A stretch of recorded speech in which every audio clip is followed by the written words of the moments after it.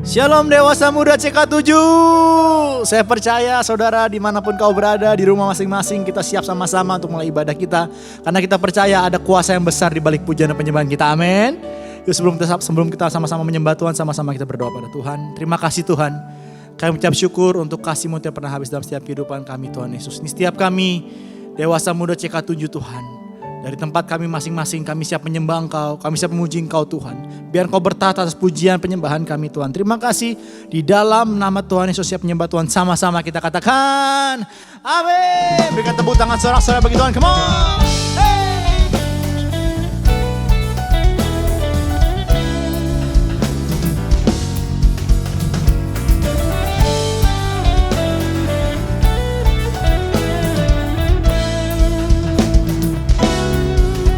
Katakan, meskipun musuh di depanku, rintangan menghadang langkahku, ku tahu sungguh Engkau bersamaku.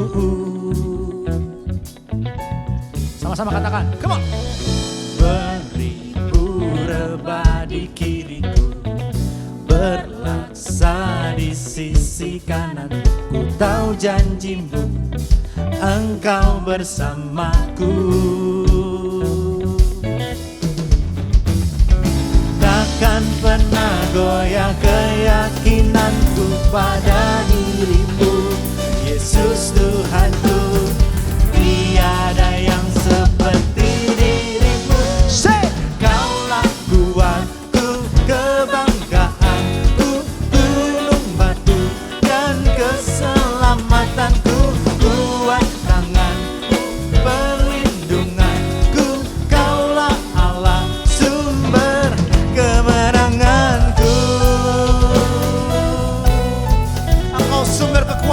Kami Tuhan Yesus.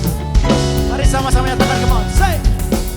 Meskipun musuh di depanku, rintangan menghadang langkahku, ku tahu sungguh Engkau bersamaku. Yeah. Beribu rebah di kiriku, berlaksa di sisi kanan, ku tahu janji-Mu Engkau bersamaku. Segenap iman kami nyatakan Tuhan, takkan pernah goyah keyakinanku pada diri-Mu, Yesus Tuhanku. Tiada yang seperti diri-Mu. Come on, come on. Kaulah Tuhanku, kebanggaanku, gunung batu dan keselamatanku. Kuat tangan-Mu, perlindunganku. Kaulah Allah, sumber kemenangan. Kaulah kuatku, kebanggaanku, gunung batu dan keselamatanku. Kuat tangan-Mu, perlindunganku. Kaulah Allah, sumber kemenanganku. Come on, musik memuji Tuhan, come on. Haleluya.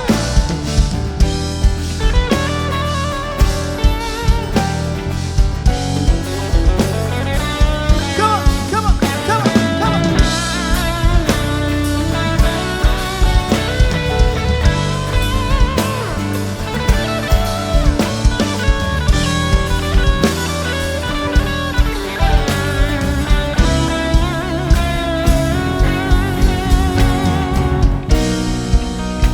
Yuk sama-sama katakan pada Tuhan. Katakan. Takkan pernah goyah keyakinanku pada diri-Mu, Yesus Tuhanku. Tiada yang seperti. Tepuk tangan semua kamu katakan. Kaulah kuatku, kebanggaanku, gunung batu dan keselamatanku. Kuat tangan-Mu, perlindunganku. Kaulah Allah. Are you ready? Come on. Say. Kaulah kuatku, kebanggaanku, gunung batu dan keselamatanku. Kuat tangan-Mu,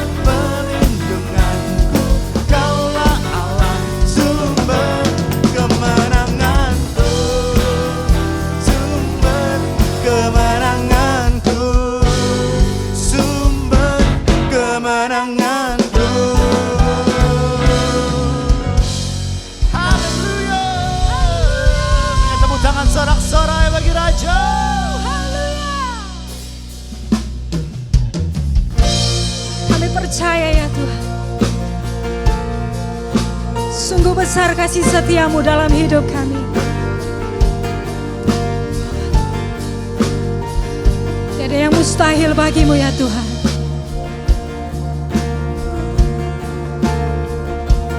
Kami mau sembah Engkau Tuhan Yesus.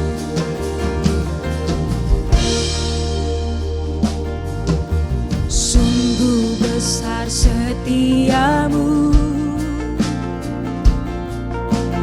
nyata di sepanjang hidupku.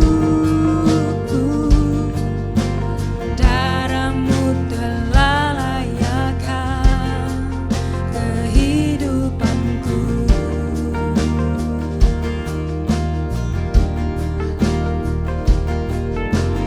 Tiada kata yang bisa lukiskan indahnya Kau Tuhan. Bagimu segala pujian dan kemuliaan. Mari sama-sama kita katakan kepadanya, ku tinggikan Engkau Tuhan, melebihi segalanya, lebih dalam ku menyembah dalam roh dan kebenaran. Ku tinggikan Engkau Tuhan, melebihi segalanya, lebih dalam ku menyembah dalam roh dan kebenaran selamanya.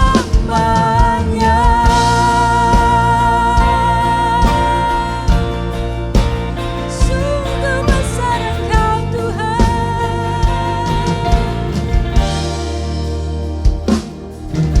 sungguh besar setiamu. Biar nyatalah dalam hidup kami Tuhan, nyata di sepanjang hidupku. Darahmu telah layakkan kehidupanku. Tiada kata yang bisa, tiada kata yang bisa lukiskan indahnya Kau Tuhan. Bagimu segala pujian dan kemuliaan. Kami mau sama-sama tinggikan Engkau Tuhan. Ku tinggikan Engkau Tuhan, melebihi segalanya, lebih dalam ku menyembah dalam roh dan kebenaran. Kami tinggikan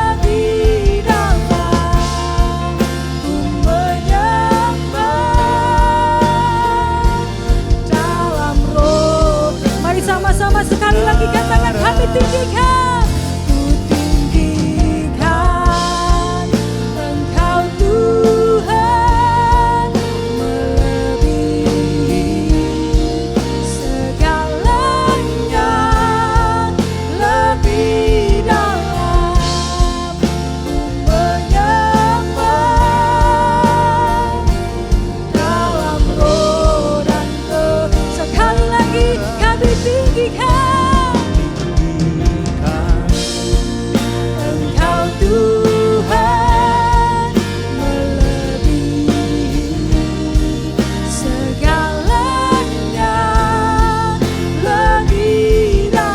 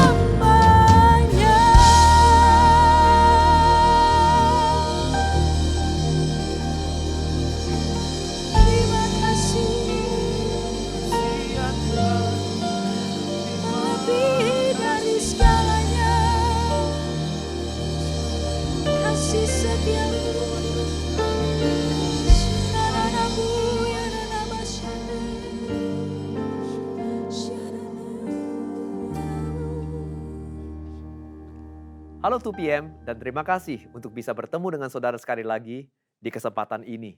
Terima kasih kepada Dr. Yanto, Pastor Eradi untuk hubungan persahabatan yang telah terjalin selama ini. Nah, hari ini saya ingin menanyakan kepada saudara. Sudah hampir 2 tahun kita semua beribadah online dan saya rasa untuk firman Tuhan hari ini saya ingin saudara semua untuk jujur menanyakan pertanyaan ini kepada diri sendiri, yaitu, apakah hubungan rohani saya dengan Tuhan masih dekat dan sehat? Sekali lagi ya saudara, kita harus jujur menanyakan pertanyaan ini kepada diri sendiri. Apakah hubungan rohani saya dengan Tuhan masih dekat dan sehat? Karena saudara, hampir 2 tahun kita ini di rumah saja, it is good that today we take stock at where we are right now. To evaluate how this new normal has been effective for us or not, especially for our spiritual growth. Itu sebabnya hari ini saya ingin mulai dengan membaca kepada saudara 1 Tawarik pasal 12 ayat 32. Di sini saudara Alkitab berkata, dari Bani Isakar, orang-orang yang mempunyai pengertian tentang saat-saat yang baik, sehingga mereka mengetahui apa yang harus diperbuat orang Israel. Saudara, di sini yaitu di saat Israel sedang melewati transisi dari kepemimpinan Raja Saul menjadi kerajaan Daud, Bani Isakar sangat berperan untuk membantu menasihati penatua-penatua Israel untuk bagaimana transisi dengan baik dan sukses. Saudara, Bani Isakar dipanggil untuk menasihati penatua-penatua karena mereka ini adalah orang-orang yang mempunyai pengertian tentang saat-saat baik. Dan sekaligus mereka ini adalah orang yang sangat peka dengan kondisi hati bangsa. You know what 2PM? Every age has its own unique challenges, like how you and I are facing a great challenge today. Tetapi those who understands the times, seperti Bani Isakar, those who understand the times and are wise in recognizing and responding to those changes will ultimately survive and thrive. Nah, itu sebabnya di saat seperti sekarang ini, saudara, karena COVID dan juga kebiasaan baru online, sudah banyak perubahan terjadi di seluruh dunia yang kita semua, saudara, sudah alami dan sedang alami. Sekaligus perubahan-perubahan yang kita semua harus hadapi. Dan seperti Bani Isakar, saya ingin, saudara, semuanya di sini untuk sadar, yaitu we need to be discerning in understanding the times that we are living in so that you and I can lead the way forward and thrive. How many of you can say amen? Haleluya. Saudara, lihat di Roma pasal 12. Dalam bahasa Inggris, the Message Version, saya ingin bacakan ayat ini kepada saudara. It says, don't become so well adjusted to your culture that you fit into it without even thinking. Artinya, jangan hanya saudara kita menjalani kehidupan ini. Jangan hanya saudara kita melewati pandemik ini. Dan saudara sama sekali tidak sadar dengan perubahan yang sudah terjadi di lingkungan kita, di sekitar kita. Dan saudara, karena kita tidak sadar, kita tidak meluangkan waktu untuk berpikir, right? Saudara, sama sekali saudara, kita tidak ada perubahan dan akhirnya kita akan tertinggal. Atau akhirnya saudara kita akan binasa dalam iman. Instead, this verse says, learn to fix your attention on God. And you'll be changed from the inside out. Readily recognize what He wants from you so that you can quickly respond to it. Unlike the culture around you, always dragging you down to its level of immaturity, God wants to bring the best out of you. And He wants to develop well-formed maturity in you. Wow. Saudara, pandemi ini saudara telah membawa banyak perubahan kepada budaya kita beribadah dan juga hubungan kita dengan Tuhan dan juga sesama. Itu sebabnya perlu kita renungkan dan perlu kita saudara pelajari. Apakah perubahan ini telah membawa kita lebih dekat dengan Tuhan atau malahan telah membuat kita lebih jauh, malahan ragu kepada Tuhan. Dan jikalau kita tidak sadar dan peka, tanpa sadar, budaya baru ini justru saudara telah mentawarkan iman kita. Dan sekaligus membuat kita lama demi lama menjauh dari kerohanian. Saudara, di awal tahun kemarin, saya sempat membaca buku ini, From the Garden to the City. Dan saudara, saya ingin membawakan saudara apa yang telah saya pelajari lewat buku ini kepada Anda. Pada saat saya baca buku ini, kalimat awal di dalam buku ini sangat mengambil perhatian saya. Saya kaget begitu baca kalimat ini. Saudara, buku ini di kalimat pertama berkata demikian. It says, one of the most dangerous things you can believe in this world is that technology is neutral. Wow. Saudara, buku ini berkata, adalah sebuah kekeliruan besar jikalau Anda menganggap teknologi itu adalah sesuatu yang netral. Wow, saya kaget. Karena saudara, siapa setuju? Selama ini kita pikir teknologi itu netral. Artinya, tidak bisa dibilang baik atau tidak bisa juga dibilang tidak baik untuk kita. Karena semua tergantung dengan bagaimana manusia memakainya. Saudara, jikalau dipakai untuk menipu dengan cara pinjol ilegal, siapa setuju? Ini tidak baik.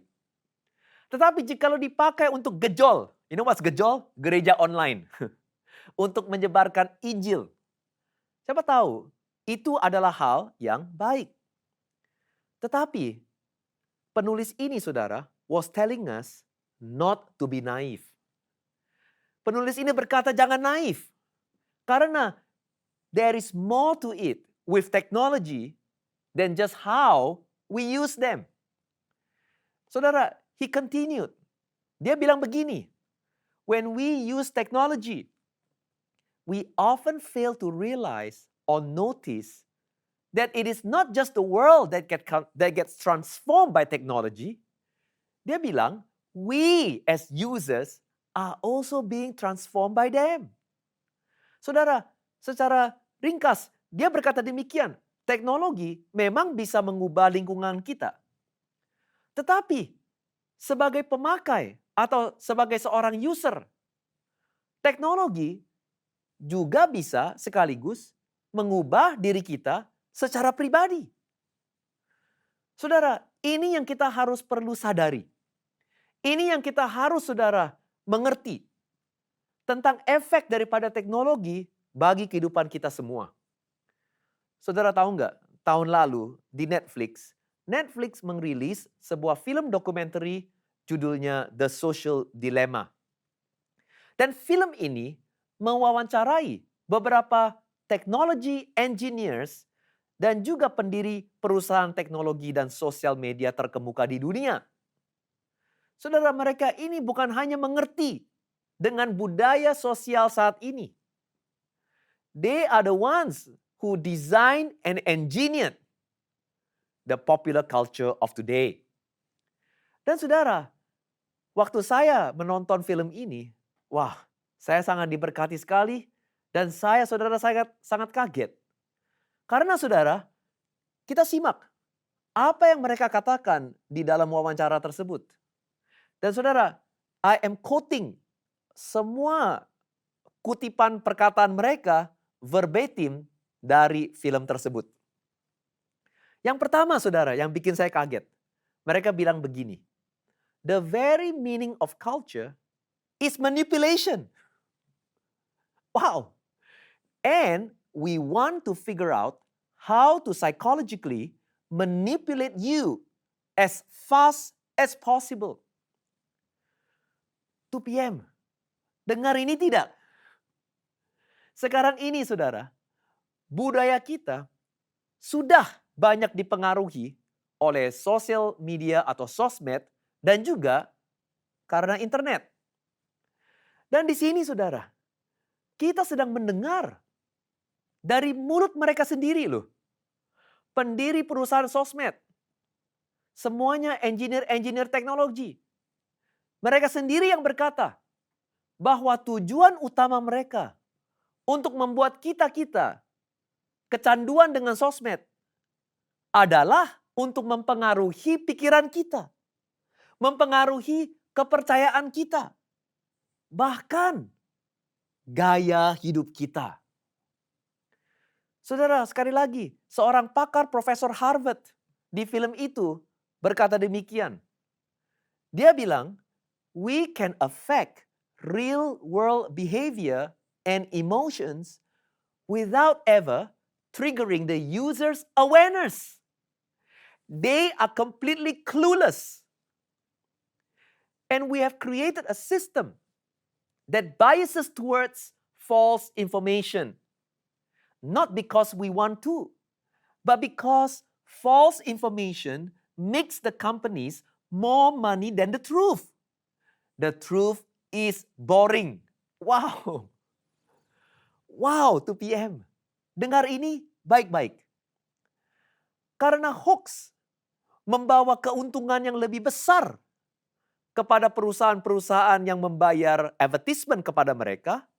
Saudara, hoax itu lebih menguntungkan daripada memberitakan kebenaran. Karena mereka bilang kebenaran adalah bosen. Wow, saudara. Dan yang terakhir ini, yang paling mengenaskan. Mereka bilang begini saudara. If we don't agree on what is true, or that there is such a thing as truth, then we are toast. And this is the problem beneath other problems. Because if we can't agree on what's true, then we can't navigate out of any of our problems. Wow.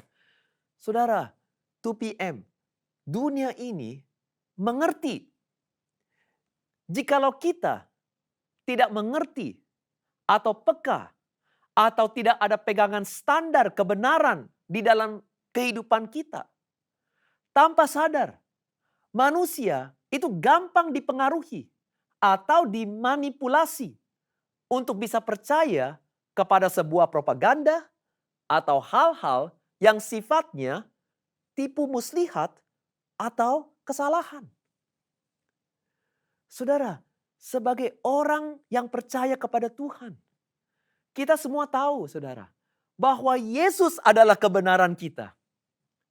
Yesuslah adalah standar kebenaran kita. Siapa bisa berkata amin? Dialah standar kebenaran bagi segala hal yang kita jalani di dalam kehidupan ini. Tetapi saudara, jikalau kita tidak sadar, jikalau kita tidak peka, jikalau kita tidak mengerti efek teknologi have on us, saudara, jangan sampai karena kita terlalu terbiasa berteknologi, jangan-jangan nilai-nilai yang salah atau tipu muslihat dunia telah menggantikan kebenaran Tuhan di kehidupan kita. Saudara, jikalau kita tidak sadar, tanpa sadar, kebenaran dunia sudah mempengaruhi iman kita. Dan yang lebih parah lagi, telah menggantikan iman kita.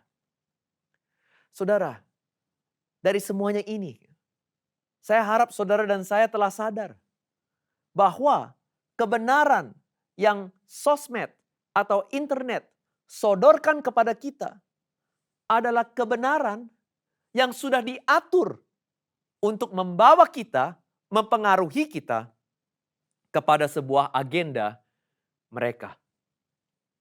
Dan saudara, itu sebabnya tujuan khotbah saya hari ini adalah, dengar ini baik-baik ya 2 PM.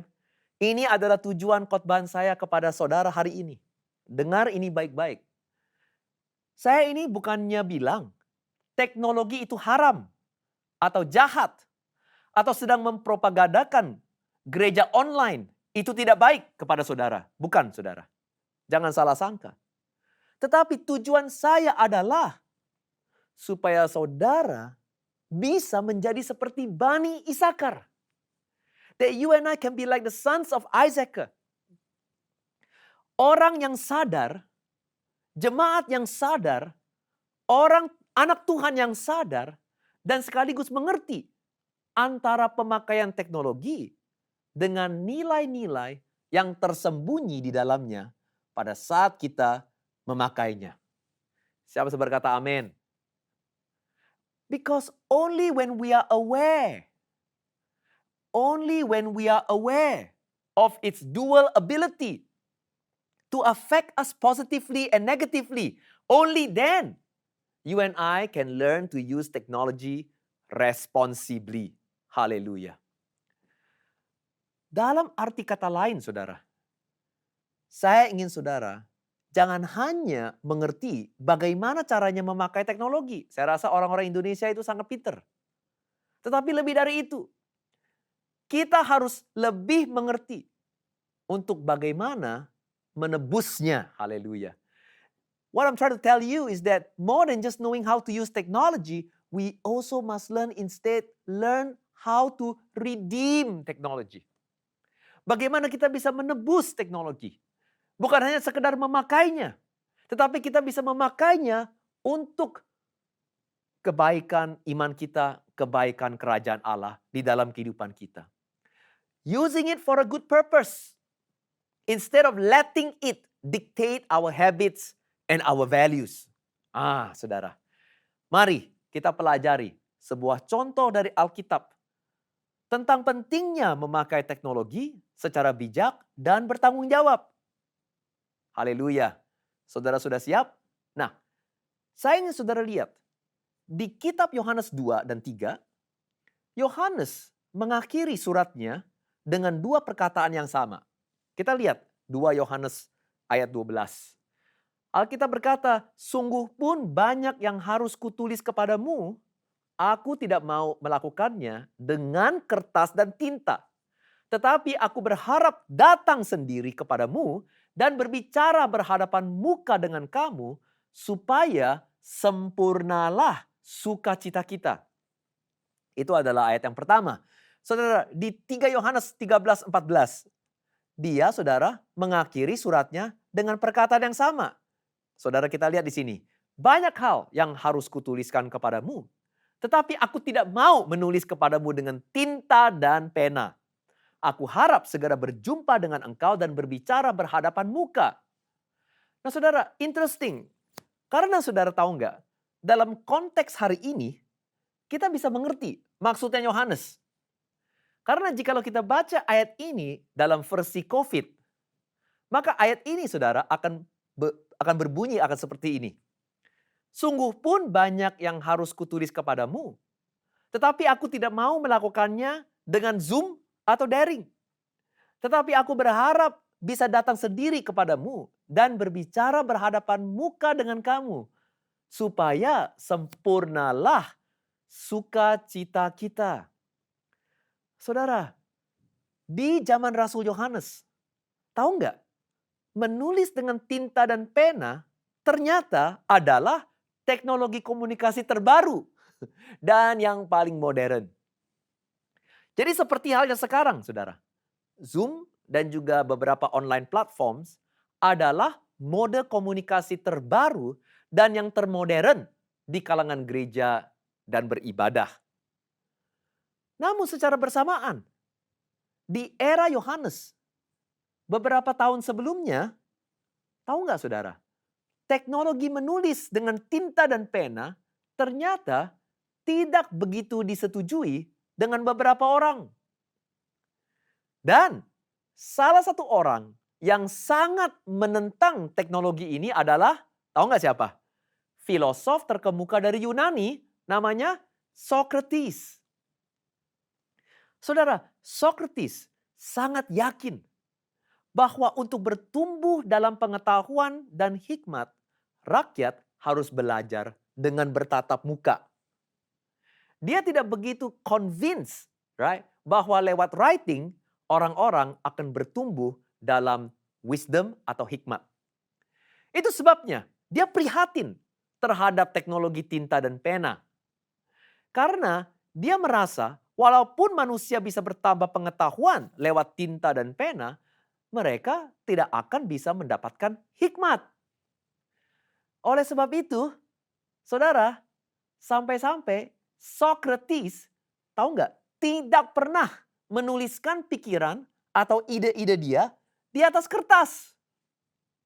Untungnya, murid dia, Plato, menuliskan ide dan pikiran-pikiran dia dan sempat menyimpannya secara tertulis. Nah, saudara, yaitu ini terjadi semua di era Yohanes, di zaman Yohanes. Dan dengan pikiran ini dan sekaligus keraguan terhadap tinta dan pena, saudara, dengar ini baik-baik. Yohanes sadar. Yohanes sadar dengan aspek negatif terhadap teknologi ini. Dia sekaligus juga mengerti. Dia mengerti keprihatinan terhadap mode komunikasi ini. Itu sebabnya di ayat tadi dia berkata demikian.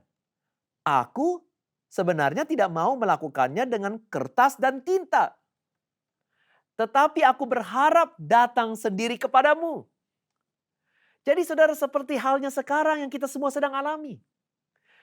Jikalau bisa, gereja juga sudah tidak mau lagi terus-terusan online. Udah pada capek. Dan saudara, saat itu dia sadar aspek negatif teknologi ini.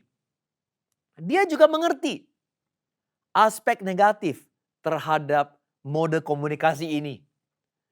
Tetapi saudara, sekaligus walaupun demikian, ia juga tidak lupa nilai dan pentingnya berkomunikasi dengan bertatapan muka. Dia, saudara, sama sekali sadar dan mengerti nilai dan pentingnya berkomunikasi dengan bertatapan muka, saudara. Karena saudara, dia tahu dan dia mengerti bertatap muka untuk berkomunikasi, menjalin hubungan itu jauh lebih bermakna dan lebih intim daripada hanya sekedar berkomunikasi lewat tinta dan pena. Itu sebabnya ia berkata, tetapi aku berharap datang sendiri kepadamu dan berbicara berhadapan muka dengan kamu, supaya sempurnalah sukacita kita. Saudara, lihat saudara. Kita lihat, Yohanes sangat mengerti sekali, sadar sekali, positif dan negatifnya aspek mode komunikasi dan teknologi pada saat tersebut. Tetapi saudara, secara bersamaan kita lihat, walaupun Yohanes memiliki pandangan seperti ini, ya, dia sadar tentang aspek negatifnya, tetapi ia tetap sekaligus juga bisa melihat dan juga bisa menerima keuntungan dan baiknya kemajuan teknologi menulis ini. Ia mengerti bahwa tidak mungkin bagi dia untuk selamanya ada di bumi untuk menyebarkan Injil. Oleh sebab itu, perlu ditulis di atas kertas untuk dijadikan arsip supaya bisa disimpan. Saudara, jikalau kita melihat contoh ini di ayat Yohanes, di kitab Yohanes, what can we learn? Apa yang kita bisa pelajari, saudara? Dengar ini baik-baik. Fully aware of the strength and the weakness of this new technology called writing, John makes a calculated choice to use technology in service of the embodied life of the church. Saudara, not the other way around. Of using technology to replace the embodied life of the church. Dan inilah yang saya ingin tekankan kepada saudara. Inilah yang saya maksud. Menebus teknologi di kehidupan kita. Menebus pemakaian teknologi untuk kehidupan ibadah kita. Menebus peran teknologi di era kita saat ini.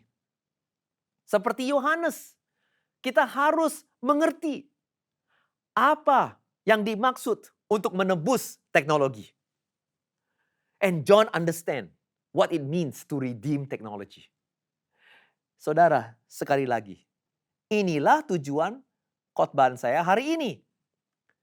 Untuk mengingatkan kepada saudara, pada saat kita masih tetap online dan akan terus memakainya, sebagai user, sebagai pemakai, kita harus sadar. Kita harus mengerti. Kita harus sadar, saudara, dengan keuntungan dan aspek negatifnya teknologi. Supaya kita bisa tetap memakai online teknologi untuk melayani kebutuhan beribadah dan persekutuan gereja yang saat ini susah dilakukan. Untuk melayani, bukan menggantikan. Saudara, jangan terbalik. Di mana saudara tanpa sadar, tanpa pengertian, malahan kitanya yang terpengaruh dan berubah untuk percaya bahwa online teknologi sudah menggantikan body life di gereja dan hubungan lewat persekutuan sudah tidak lagi relevan. Ini bahayanya, saudara. Jangan sampai kita terbalik. Di mana saudara tanpa sadar, saudara lama demi lama memakai teknologi dan membawa saudara convenience to the way we do church. Akhirnya saudara tanpa sadar nilai kita, kepercayaan kita tentang hubungan, tentang persekutuan. Ternyata saudara lama demi lama diubah. Dan saudara akhirnya kita memandang komunitas cool. Kita memandang hubungan di dalam gereja. Dipandang tidak lagi sebagai bagian daripada kehidupan gereja. Kita memandang sepele semuanya ini. Karena kita melihat teknologi sudah bisa menggantikan semuanya ini. Salah besar saudara. Hati-hati dengan nilai salah ini. Yang bisa saudara secara perlahan itu saudara menggerogoti iman kita dan mengubah kepercayaan kita. Karena saudara, the longer the practice of online church is around, the more solidly normal it becomes in our culture. Ya kan? Lebih lama saudara kita melakukan gereja online, saudara, makin lama makin menjadi normal bagi kita untuk mengadopsi cara ibadah demikian. Dan saudara, what's wrong with that?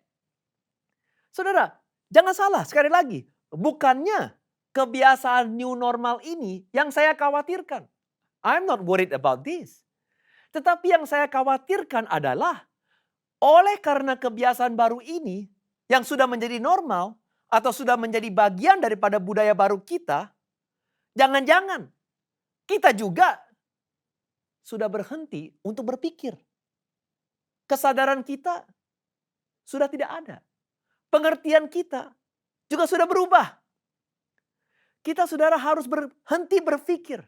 Apakah kebiasaan baru ini masih tetap efektif untuk pertumbuhan rohani kita atau tidak? Saudara, this is the problem. Yaitu when we stop thinking about why it's there in the first place.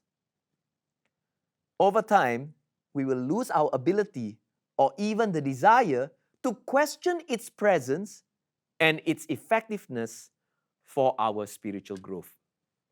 Kenapa? Because now convenience has become the normal.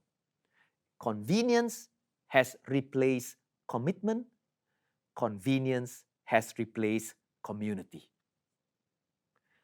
Dan jikalau sudah mulai berpikir seperti begini, saudara, ini bahaya. Karena saudara, ini akan membawa kita lebih dalam lagi.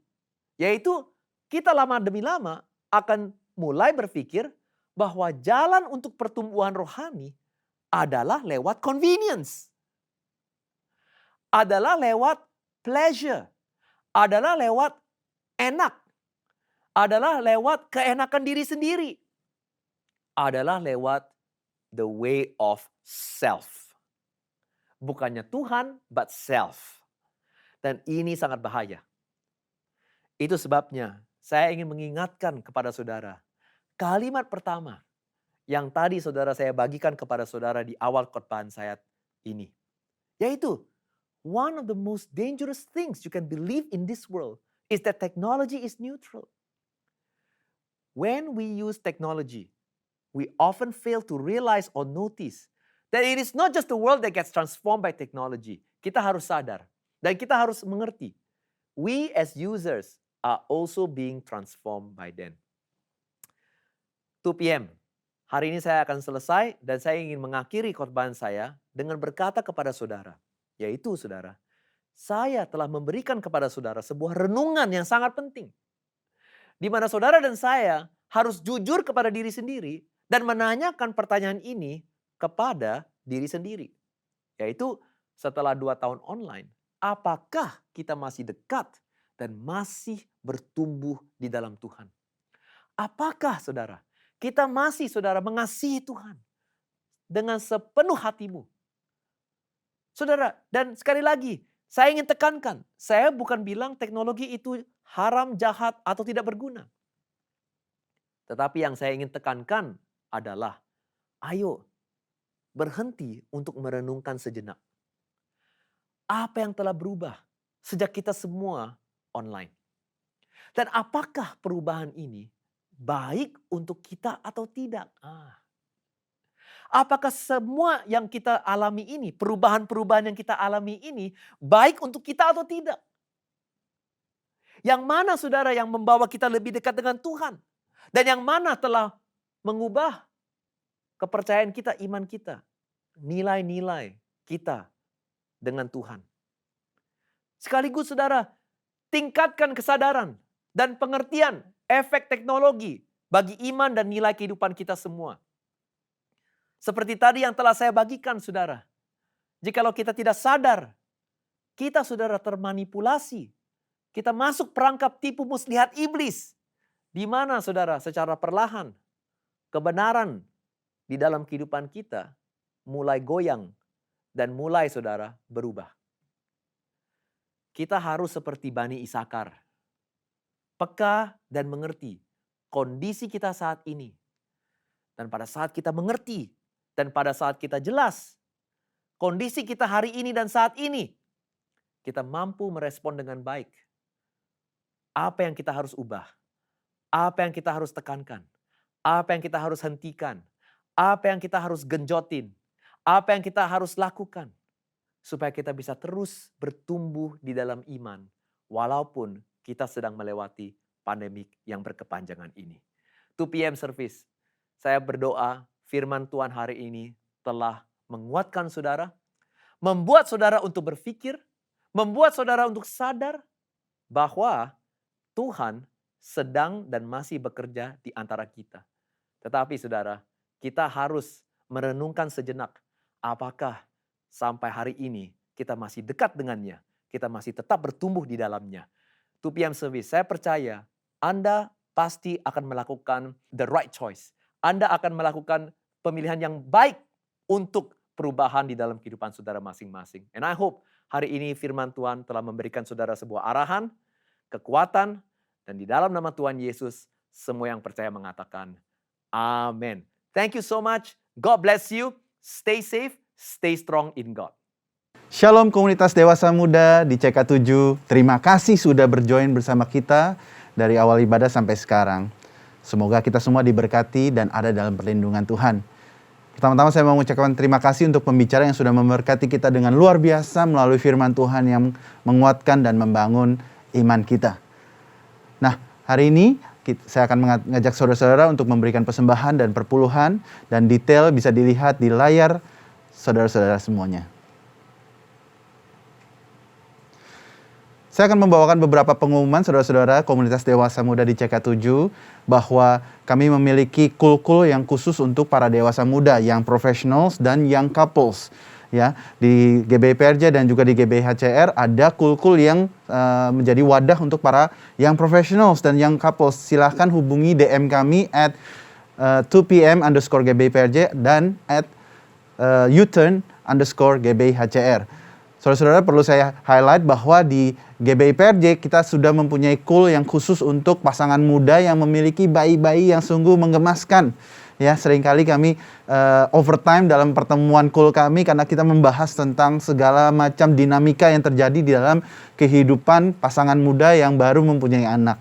Silahkan tune in dan bisa hubungi di Instagram kami. Dan juga ada cool-cool yang professionals yang begitu dinamis sehingga bisa memberkati kita dan menjadi wadah buat kita mempunyai interaksi yang baik dengan sesama pencari dan pengasih Tuhan Yesus. Tiba saatnya kita akan bersatu dalam doa dan kiranya kita semua tundukkan kepala dan kita berdoa untuk bangsa dan negara kita. Tuhan Yesus, kami mengucap syukur untuk hari ini. Kami berdoa Tuhan, kami mau bawakan bangsa Indonesia ke hadapan Tuhan. Kami berdoa Tuhan, kami mau ucapkan shalom atas negeri ini yang kami cintai. Kami berdoa Tuhan, supaya Tuhan Kau boleh halau semua Tuhan virus dan semua segala macam permasalahan yang ada di negeri ini. Biar kiranya Tuhan, berkat Tuhan boleh menaungi negara ini. Kami juga berdoa untuk Presiden Jokowi, Wakil Presiden dan seluruh jajaran pemimpin yang membuat keputusan atas negara dan rakyat Indonesia. Biar kiranya Tuhan takut akan Tuhan dan kasih kepada sesama manusia boleh ada di dalam setiap pertimbangan mereka dalam membuat keputusan. Tidak lupa kami berdoa juga untuk gereja kami Tuhan, GBI PRJ Group CK7. Kami berdoa, kami mau mengucapkan berkat untuk Pak Niko sebagai senior pastor dan juga Dr. Yanto dan semua pemimpin-pemimpin kami Tuhan yang sudah begitu luar biasa menabur benih rohani di dalam kehidupan kami. Kami berdoa Tuhan, tangan perlindungan-Mu nyata di dalam hidup mereka. Kami berdoa juga Tuhan supaya gereja kami menjadi perpanjangan tangan Tuhan untuk menolong banyak Tuhan yang membutuhkan baik secara jasmani ataupun rohani Tuhan Yesus. Kami juga berdoa untuk tenaga medis yang ada di garis depan dalam melayani masyarakat dalam menalangi kasus COVID ini. Kiranya Tuhan berkati mereka, berikan mereka kekuatan, penghiburan. Tuhan supaya mereka juga mempunyai kebijaksanaan untuk menolong banyak orang Tuhan Yesus. Terima kasih Tuhan Yesus. Jemaat-jemaat Tuhan, kiranya Engkau angkat tangan di hadapan Dia dan terima berkat dari Allah Bapa, kasih setia Kristus Yesus dan penyertaan Roh Kudus boleh ada bersama-sama kita semua, para young couples dan young professionals. Biar apa yang Kau lakukan itu dijadikan Tuhan berkat. Apa yang Kau buat, apa yang Kau ucapkan itu menjadi berkat buat banyak orang. Biar kiranya jalan-jalan kehidupan kita, keseharian kita boleh mencerminkan dan membuat namanya dimuliakan. Terima kasih Tuhan, di dalam nama Yesus. Amin.